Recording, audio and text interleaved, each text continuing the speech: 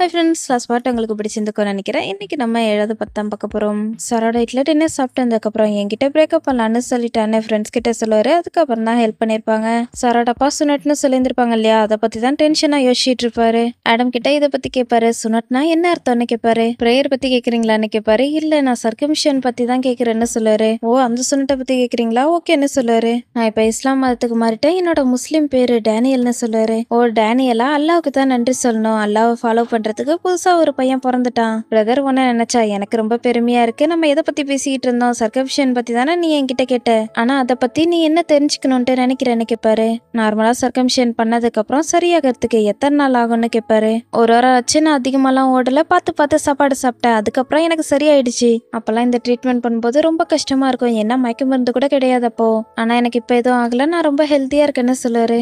எனக்கு ஆடம் சொன்னதெல்லாம் கேட்டு பயந்தா அதிகமாகிட்டு இருக்கும். இந்த ட்ரீட்மெண்ட் பண்ணதுக்கு அப்புறம் என்ன ஆகுமோன்னு பதறிட்டு இருப்பாரு. ஃபர்ஸ்ட் டைம் இந்த டிராமா பார்க்கும்போது சர்க்கம்ஷனா என்ன அர்த்தம்ன்றது எனக்கு சுத்தமா தெரியாது. டிராமா முடிச்சதுக்கு அப்புறமும் நமக்கு இதுக்கான அர்த்தம் தெரியலையேன்னு சர்ச் பண்ணி பார்த்தேன். சர்க்கம்ஷன் பத்தி பிரீஃபா எக்ஸ்பிளைன் பண்ணாம சிம்பிளா சொல்றேன். சர்க்கம்ஷன் முஸ்லீம் பசங்களுக்கு சின்ன பிள்ளையிலேயே பண்ணிடுவாங்க. அமெரிக்கால ஆண் குழந்தைங்களுக்கு சின்ன பிள்ளையிலேயே கம்பல்சரியா இந்த ட்ரீட்மெண்ட்டை பண்ணுவாங்க. சர்க்கம்ஷன்ன்றது ஒரு ட்ரீட்மெண்ட்ன்றதை மட்டும் தெரிஞ்சுக்கோங்க, மற்றபடி பிரீஃபாலாம் தெரிஞ்சுக்கணுன்ற அவசியம் இல்லை. இந்த எபிசோட் முழுக்க இந்த ட்ரீட்மெண்ட்டை வச்சு தான் போகும், அதனால தான் நான் உங்கள்கிட்ட கொஞ்சமா எக்ஸ்பிளைன் பண்ணியிருக்கேன். மறுநாள் சாராவோட ஃப்ரெண்ட்ஸ் கிட்ட இந்த ட்ரீட்மெண்ட்டை பத்தி கேட்க வருவாரு. சஃப்ருல் நிசாம், நான் உங்ககிட்ட ஒரு விஷயத்த பத்தி கேட்கணும், டோக் முடியும் யாரையாவது உங்களுக்கு தெரியுமான்னு கேட்பாரு. ஆரம்பத்தெல்லாம் இந்த ட்ரீட்மெண்ட்டை பண்றவங்கள டோக் முடியும்னு சொல்லுவாங்க. என்ன, நீங்க டோக் முடியுமா பார்க்கணுமா, நீங்க ஷியோரா தான் சொல்றீங்களான்னு நிசாம் கேட்பான். ஆமா, நான் பண்ணிட்டு தான் நினைக்கிறேன், எதுக்காக கேட்கிறேன்னு கேட்டா சஃப்ருல் ட்ரீட்மெண்ட்டை பத்தி சொல்ல ஆரம்பிப்பான். முதல்ல பெரிய கத்தி எடுப்பாரு, அதுக்கப்புறம் இன்னும் பெரிய கத்தி எடுப்பாரு. ஆனா சார், கடைசியா சின்ன கத்தி வச்சுதான் ட்ரீட்மெண்ட்டை முடிப்பாருன்னு சொல்லுவான்.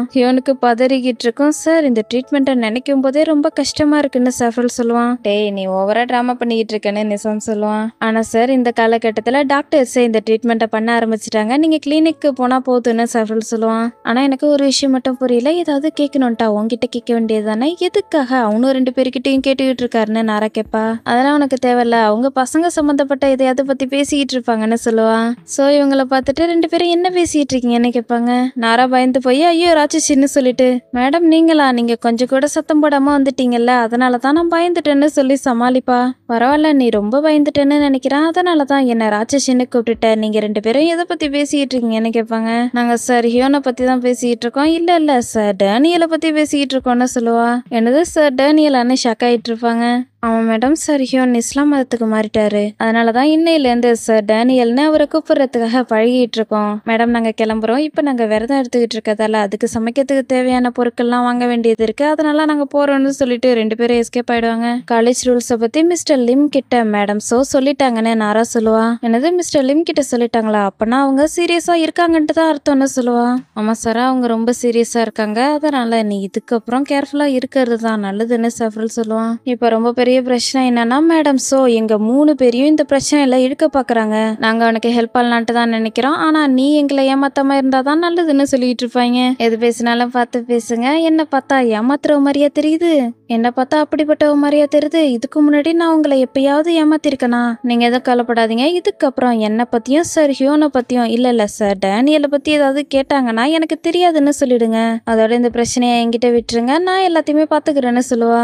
சோ ஹியோனை பக்கத்தாக வருவாங்க. இன்னைக்கு நீங்க பிரேக்ஃபாஸ்ட் சாப்பிட்டீங்களான்னு கேட்பாங்க. நான் விரதம் எடுத்துக்கிட்டு இருக்கேன்னு சொல்லுவாரு. என்னது, விரதம் எடுத்துக்கிட்டு இருக்கீங்களா, அப்ப நீங்க இஸ்லாம் மதத்துக்கு மாறிட்டீங்கன்றது உண்மைதான் போல இருக்கே, நீங்க சாராவுக்காக தானே மதம் மாறினீங்கன்னு கேட்பாங்க. நான் இஸ்லாமுக்காக தான் மதம் மாறினேன்னு சொல்லுவாரு. அப்படின்னு நீங்க சொல்றீங்க, ஆனா உங்களுக்கும் சாராவுக்கும் நடுவுல போய்கிட்டு இருக்குது உண்மையா, ரூமர்ஸ் பரவிட்டு இருக்கு, அது உங்களுக்கு தெரியும்ல, கொலிக்கா நான் சொல்றேன், இதை ப்ரொஃபஷனலா நீங்க ஹேண்டில் பண்றதுதான் நல்லது. டேனிக்கு இதை பத்தி ஏற்கனவே தெரிஞ்சிச்சு, கூடிய சீக்கிரம் அவர் ஆக்ஷன் எடுப்பாருன்னு சொல்லுவாங்க. ஹியோன் கிட்ட இருந்து எந்த ஒரு ரியாக்ஷனும் வராது. உங்களுக்கு இதை பத்தி தெரியணுன்றத தான் சொல்லிட்டு இருக்கேன். ஸ்டூடெண்ட்ஸ்லாம் உங்களை பத்தியும் சாராவை பத்தியும் பேசிட்டு இருக்காங்க, கொஞ்சம் கேர்ஃபுல்லா இருங்கன்னு சொல்லுவாங்க. ஹியோன் எப்போதும் போல ஷார்ட்டா தேங்க்யூ சொன்னு சொல்லுவாரு. என்னதான் இருந்தாலும் நாம 2 பேரும் ஃப்ரெண்ட்ஸ் இல்ல, நீங்க என்கிட்ட தேங்க்யூ சொல்ல வேண்டிய அவசியம் இல்ல, அதோட நான் என்ன நினைக்கிறேன்னா உங்களுக்கு ஸ்டூடெண்ட்டை விட பெட்டரான ஒருத்தவங்க தான் சரியா இருப்பாங்கன்னு சொல்லுவாங்க.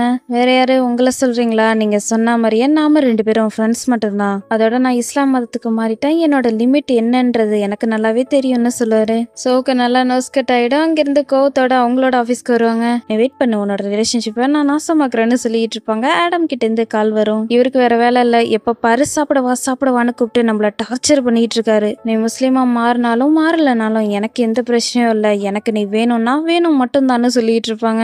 இவன் ரொம்ப நேரம் யோசிச்சுட்டு சேஃப்ரலுக்கு கால் பண்ணி நான் தான் டேனியல் பேசுறேன்னு சொல்லுவாரு. சொல்லுங்க சார், எதை பத்தி பேசுறதுக்கு நீங்க கால் பண்ணீங்கன்னு கேட்பான். மிட்டம் லீவ்ல உன்னோட வீட்டுக்கு நீ போறியான்னு கேட்கத்தான் கால் பண்ணேன்னு சொல்லுவாரு. இல்ல சார் நான் போகல, என்னோட அபார்ட்மெண்ட்ல தான் இருக்க போறேன்னு சொல்லுவான். பார்ட் டைம் ஜாப் ஏதாவது பண்ண போறியான்னு கேட்பாரு. இல்ல சார்னு சொல்லுவான். அப்ப நீ என் கூட கிளினிக் வரைக்கும் வரியான்னு கேட்பாரு. சர்க்கம்ஷியனுக்காகவான்னு கேட்பான். ஆமா, அதுக்காக தான். ட்ரீட்மெண்ட் முடிஞ்சதுக்கு அப்புறம் என்னால கார் ஓட்டிட்டு திரும்ப வீட்டுக்கு வர முடியாது, அதனாலதான் உன்னையும் கூப்பிடுறேன்னு சொல்லுவாரு. ஓகே சார், நிசாமியை நம்ம கூட வர சொல்றேன்னு சொல்லுவான். சரின்னு சொல்லுவாரு. 3 பேரும் ட்ரீட்மெண்ட்காக வந்திருப்பாங்க. சாராவும் வந்திருப்பா, கையில புக்கேவோட வந்திருப்பா. ஹியோன்ட்ட கொடுப்பா. சாரா, இங்க நீ என்ன பண்ணிட்டு இருக்க, உனக்கு ஏதாவது ஃபீவர் ஆனு கேட்பாரு. இல்ல எனக்கு ஃபீவர்லாம் இல்ல, இவன் தான் வர சொன்னானே நிசாம காட்டுவா. ஆக்சுவலி ஹியோன் தனக்காக இந்த அளவுக்கு கஷ்டப்படுறாருன்னு அவருக்கு சப்போர்ட் பண்றதுக்காக தான் வந்திருப்பா. ஓ அப்படியா, நிசாம் தான் உங்ககிட்ட சொன்னான்னு ஷக் ஆயிட்டு இருப்பாரு. ஆனா என்ன பார்த்ததுல உங்களுக்கு சந்தோஷமா இருக்கிற மாதிரி எனக்கு தோணல, வானாரா போகலான்னு வீட்டுக்கு போக பார்ப்பாங்க. போகாத சாரா, இருன்னு சொல்லுவாரு. உண்மையாதான் சொல்றீங்களான்னு கேட்பா. ஆமா இருன்னு சொல்லுவாரு. டேனியல் அப்துல்லான்னு நர்ஸ் கூப்பிடுவாங்க. ஹியோனுக்கு பதறிக்கிட்டு இருக்கும். நான் தான் டேனியல்னு சொல்லி கை தூக்கிட்டு இருப்பாரு. ட்ரீட்மெண்ட்காக வாங்கன்னு சொல்லுவாங்க.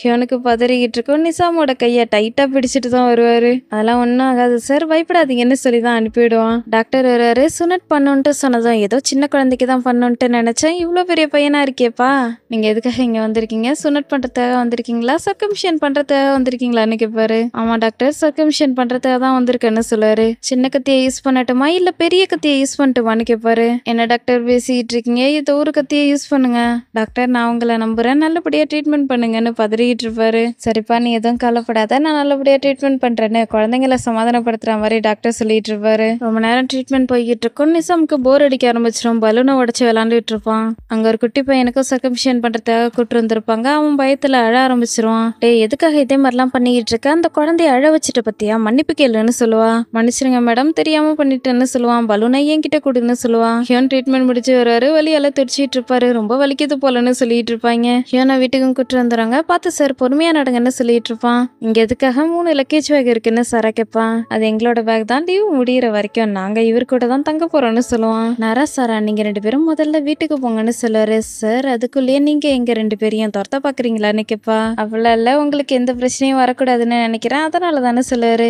என்னாச்சு, எதுக்காக அப்படி முகத்தை வச்சுக்கிட்டு இருக்க, என்ன கியூட்டா ஆக்ட் பண்றதுக்காக ட்ரை பண்ணிட்டு இருக்கியா, புரிஞ்சுக்கோங்க, ஒரு ரெஸ்ட் எடுக்கணும், தனியா இருக்கணும், ஏதாவது ஆச்சுன்னா நான் உனக்கு கால் பண்றேன்னு சொல்லுவான். சரி சரி ஓகே, நான் கிளம்புறேன் பாய்ன்னு ஹியோன் கிட்ட பாசமா சொல்லிட்டு பாய்டா நான் வரேன்னு நிசாம் கிட்ட கோவமா சொல்லிட்டு போவா. ஹியோனா நல்லபடியா பாத்துக்கிறேன்னு அவரு கூட தங்கிக்கிட்டு அவருக்கு சாப்பாடு ஊட்டி விடுறேன்ற பேர்ல டார்ச்சர் பண்ணிக்கிட்டு இருப்பானுங்க. அவரும் பொறுமையா இருக்க ரொம்ப ட்ரை பண்ணுவாரு. திரும்ப திரும்ப அவரை இடிச்சு விட்டுட்டே இருப்பானுங்க. இதனால அவருக்கு கோவம் அதிகமாகி திட்ட ஆரம்பிச்சிருவாரு. பாத்தியா, இது எல்லாத்துக்கும் நீ தான் காரணம், அவர் வழியால துடிச்சுக்கிட்டு இருக்காருன்னு சொல்லி 2 பேரும் காமெடி பண்ணிட்டு இருப்பானுங்க. ரெஸ்ட் ரூம் யூஸ் பண்ணிட்டு வெளில வரும்போது கஷ்டப்பட்டு நடந்து வந்துட்டு இருப்பாரு. சஃப்ரல் ஓடி வந்து இடிச்சு விட்டுருவான். என்னடா பண்ணிக்கிட்டு இருக்கீங்கன்னு ஹியோனுக்கு கடுப்பாகிட்டு இருக்கும். 2 பேரும் சரி அந்த சேட்டை பிடிச்சவங்களா இருப்பாங்க. ஹியோன் தூங்கிட்டு இருக்கதை பார்த்துட்டு அவரு தூங்கிட்டு இருக்காருன்னு சொல்லி சைலண்டா வந்து எலிபொம்மை குட்டியா எடுத்துட்டு வந்து அவரோட ஷர்ட் மேலேயே போட்டு விட்டு போயிடுவானுங்க.